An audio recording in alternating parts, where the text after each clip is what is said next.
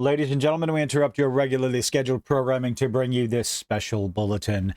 As of late, or at least over the past few years, we have criticism against the mainstream industry of entertainment, whether it's video games, TV shows, movies, comic books. Criticism of the stories, the video games, the characters, the world building, over and over again, screaming from the rafters, one channel after another, social media, YouTube, Twitch, whatever, telling these studios what the fans want, what they don't want, what they find interesting, and what they don't find interesting, and with very few exceptions, feeling like we are being completely and totally ignored, being told that our criticisms don't matter, we are nothing more than filthy man-babies, coomers, gooners, racists, all manner of slur and insults over and over, and yet we keep trudging along, trying to give advice to the studios, to the developers, the creators, over and over again, and wondering, what will it take for them to listen? And then all of a sudden a story comes out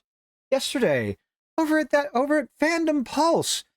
Kingdom Come Deliverance developer Daniel Vavra, I hope I pronounced that right, that correctly, claims that big studios are terrified of YouTubers like Critical Drinker and Asmongold. Well, that's very interesting because we've been told countless times and insulted countless times that our videos mean nothing. Why on earth? I'm not really sure why they would be terrified of Critical Drinker. He mostly talks about the industry and movies and TV shows. Doesn't really get into too many video games, but okay, Asmongold talks about everything.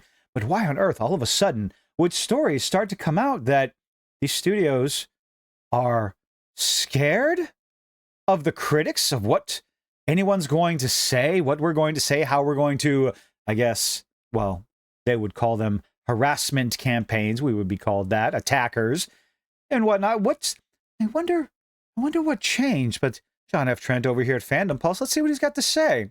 Daniel Vavra, one of the developers of Kingdom Come Deliverance 2, recently shared that large studios are terrified. Well, I hope they don't take him out to coffee. Of YouTubers like Critical Drinker and Asmongold. In a recent appearance on the Vox News YouTube channel, as translated by I forgot how to talk. It's been a long day. Translated by Reddit user Parazek, Vavra said, quote, "Listen, I've even heard that they're, big developers and companies, really scared of hate tubers." And that's not a very nice name. I don't consider myself a hate tuber. I don't think Asmongold and Critical Drinker consider themselves hate tuber. Critics, opinionated, sure. Hate tubers? No, heaven forbid. I'm just going to bring to light the nonsense that people say and the nonsensical things that people do and show them in the light and let the audience make their own decision. Sure, I'll give my opinion on it and criticize all sorts of manner of things, but it's up to the audience to make their own decision with the information provided. Quote continues, the kind of guys who started criticizing. There's nothing wrong with criticism. Absolutely nothing wrong with it.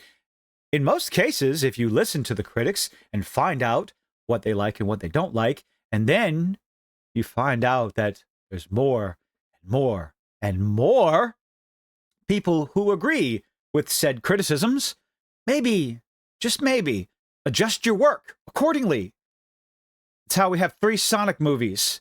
Moving on to a 4th Sonic movie, likely soon to be in development. That is what you do with criticism. Critical Drinker, Asmongold, and others who started criticizing big companies. Well, mostly pointing and laughing, but that's a whole other story. He continued, quote, "And I thought it was so niche." And that's the problem. You disregard the critics without realizing that Critical Drinker has over 2 million subscribers and countless other people that watch him that aren't subscribed. Same thing with Asmongold. Channel after channel after channel that talk about different things, that talk about different aspects of the entertainment industry across the board, who have massive followings. YouTube is a much bigger platform as far as viewership goes than most of the other social media platforms, but thinking that it is so niche, well, you're making that mistake yourself. Okay, talking about Asmongold, got a few million followers. Oh boy, yes he does. The millions and millions of people that follow Asmongold, almost like the Howard Stern of the gaming industry. Half of his audience hate him, half of its audience like him, but they all follow him to see what he'll do next or what he'll talk about next. His videos have some impact. Well, if they're terrified of his videos, has a little bit more than just some. It's definitely not what everybody is watching. Okay. However, he also noted, quote, "And now I've found out from some people that companies are really terrified of them, and it's really having an impact." Interesting. That's not what we've been told over the years. That our criticisms were falling on deaf ears. Well, of course, it really feels like that. That when somebody starts to critique the game and the corporate world, that it does have an impact. Cool. Prove it. Make better games. You don't have to concern yourself with criticism. You don't have to be terrified, scared that a channel like mine or a much larger channel, more popular channel out there, like, the usual suspects, y'all know, if you're following me, you know them too. Channels like ours are going to go out and criticize. You should not be afraid of them if you concern yourself with merit above all else. Make a good story. That's step one. Make an interesting story. Step two, make an interesting game mechanics, interesting world. Make it fun first, fuckers. I guess the next step after that, stop insulting potential customers. Don't insult the critics. Listen to them. Listen to what they have to say. And perhaps, maybe, if it's viable, and if it makes sense, if it's not just screaming from the rafters at some little bitty change that you did, just make adjustments accordingly. That's it. Stop criticizing your customers. Make a good product and put it out there. Make the product fun first. Make it fun first. Make it fun first. Make it fun first. Add whatever else you want after that, and don't insult the customer or potential customers. It really is that simple. You do those things. You worry about merit instead of diversity first. Diversity comes afterwards. And make sure the diversity that you do choose to add in there, because there's nothing wrong with that. Gamers don't care how much, how little, or how more you put into the game. Diversity, equity, inclusion, speaking of. It matters to gamers if it makes sense. Make it make sense. Nobody's going to care. Make it fun. Nobody's going to care. Where was I? When someone starts to critique a game, yes. From there, Vavra shared his own criticisms of AAA studios and how they react to the criticisms of Asmongold and Critical Drinker. I genuinely haven't... When does Critical Drinker criticize video games? Correct me in the comment section. Let's see. Quote. And it's unsustainable how the corporations do it. Yeah, because they're making garbage over and over and over again to an audience that doesn't exist. The so-called modern audience does not exist.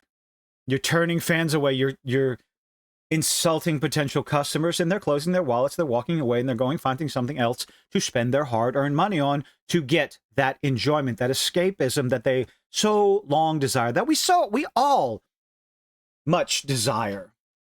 Unsustainable how these corporations do it, considering that they've now made games that nobody wanted, of course, for the modern audience that doesn't exist and doesn't have money.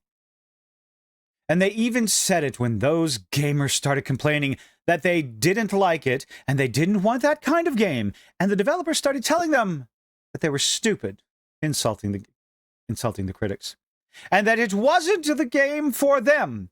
And the gamers listened. They listened loud and clear.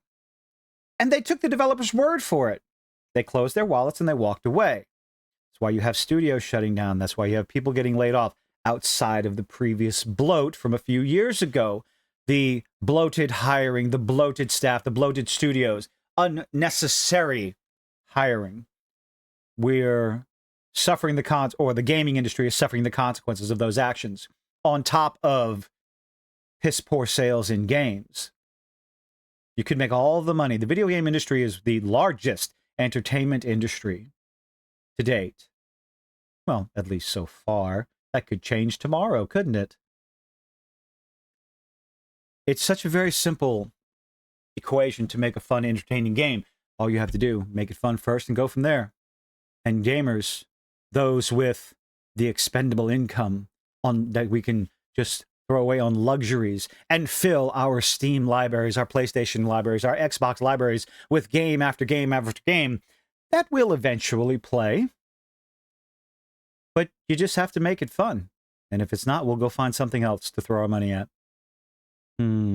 Developers started telling them that they were stupid and it wasn't a game for them, which is completely bizarre. That you're insulting your own customers. It's no surprise these AAA studios and others would indeed begin to be afraid about the massive backlash against them. 2024 saw numerous developers release games that just did not sell at all. Concord, looking at you. Oh, we have the list right here. Concord, Suicide Squad Kill the Justice League, which dropped down to $5 for the $100 package. Star Wars Outlaws, which was a flop. Dragon Age The Veilguard, which was such a massive flop that they didn't even release the sales numbers. Tales of Kinzera Zao. Unknown 9, which I barely even heard anything about. Flintlock, again, see previous statement. Dustborn, which was an ideologically driven piss-poor just nonsense that I suffered through. Life is Strange. Heard a few things about that. The previous games are good. And this one, the most recent one, was just insulting to the characters in the story. It goes back further. Saints Row and Forspoken. Saints Row, beautiful game. Wonderful customization for the cars. But goodness gracious, the dialogue was trash. Looking ahead to this year's, gamers already have their sights set on Avowed, which I will be playing free day and date. Assassin's Creed Shadows, in case you haven't heard, has been delayed another month, which Ubisoft is losing money on even further. Outer Worlds 2 could be anything. Borderlands 4, more Borderlands. Dispatch, Split Fiction. I'm going to check out Dispatch. Anyway, I'm rambling. What do you make of his comments? What I make of his comments is, no kidding, good. Be afraid. Let that fear, let that terror actually make you strive more and more and more to make a fun game, make an entertaining game. Stop putting your diversity, inclusion, and equity, because it's gonna do that to the game, D-I-E, because that's what happens. Your game is dead in the water. When you put that first, when you put diversity first over character development, mechanics, and story and world building, your game is dead in the water. Almost guaranteed. Focus on the story. Focus on making it fun first. Do those simple little things. It shouldn't be too difficult. If you have hired based on talent, that is. But again, we're talking about diversity, inclusion, and equity. So the likelihood that you legitimately hired based on talent, probably not very high. Perhaps you decided to hire based on melanin content or what you're packing between your thighs. Maybe not the best idea, but you suffer the consequences of your actions, of your hiring practices, of your inter-office policies. Gamers will decide. They will vote with their wallets. They will pay attention to the red flags. Channels like mine will announce them over and over and over again to make sure that there is a record of said red flags. And the gamers will decide for themselves whether or not they want to give money to fund the slop coming out of AAA studios. Focus on making it fun first, worry about the diversity afterwards, and make sure it feels organic. And you might be surprised at how much money you can truly make. But let me know what you think in the comment section down below. Leave a like, leave a dislike, do all those nifty little things that YouTube is making you do, and I hope to see you on the next one. Bye-bye.